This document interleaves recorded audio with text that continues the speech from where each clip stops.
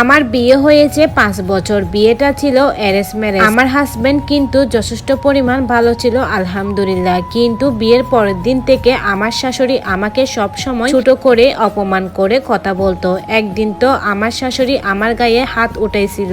আমার এত কষ্ট সহ্য করতে না পেরে আমার হাজবেন্ড আলাদা বাসায় থাকার ব্যবস্থা করে দিয়েছিল, কারণ এখানে আমার কোনো দোষী ছিল না। আমার শ্বশুর আব্বা বলেছে তার ছেলেকে বৌমাকে নিয়ে আলাদা বাসায় থাক, সুখে থাক। কিন্তু আমার শাশুড়ি আমাকে এর জন্য দায়ী করে যে আমি নাকি তার ছেলেকে আলাদা করে ফেলছি। আমারও না একটা ছোট ছেলে আছে, তার বয়স কিন্তু 4 বছর। আমার শাশুড়ি কিন্তু আমাকে সব সময় অভিশাপ দেয় এখন একসাথে থাকি না বলে। কিন্তু মাঝে মাঝে আমি শ্বশুর বাসায় যাই, শাশুড়িকে অনেক বুঝিয়েছে আমার হাজবেন্ড, আমার শ্বশুর আব্বা, কিন্তু শাশুড়ি কিছুতেই কিছু বুঝে না। অকারণে কিন্তু উনি আমার সাথে ঝামেলা করে। এর একটাই কারণ, আমরা রিলেশন করে বিয়ে করছি। আমাদের কিন্তু আগে থেকে রিলেশন ছিল, বাট অ্যারেঞ্জ ম্যারেজ ভাবে আমাদের বিয়েটা হয়েছিল। আমি না সব সময় ওনার পছন্দ মতো চলার চেষ্টা করতাম, তবুও আমাকে সব সময় অপমান করতো।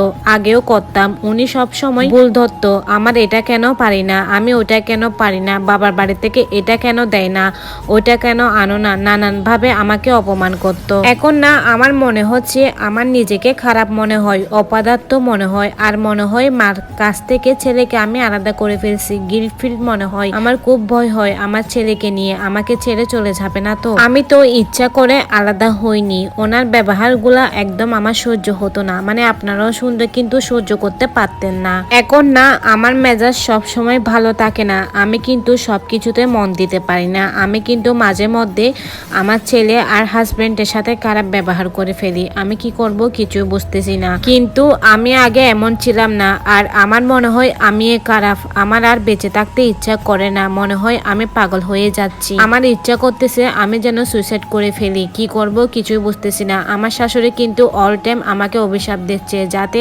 আমার ছেলের বউ নাকি আমার সাথে এমন করে। আপনারাই বলেন আপু, এখানে কি আমি ইচ্ছে করে তার ছেলেকে তার কাছ থেকে কেড়ে নিয়েছি? না, কিন্তু উনি কিছুতে বুঝতে পারতেছে না এমনটা। উনি বুঝেও কিন্তু বুঝতেছে না। ওই যে ওনার অমতে ওনার ছেলে আমাকে বিয়ে করছে, তাই মানে আমি কিন্তু ওনার পছন্দের পাত্রী ছিলাম না, তাই কিন্তু উনি আমার সাথে এমনটাই করে।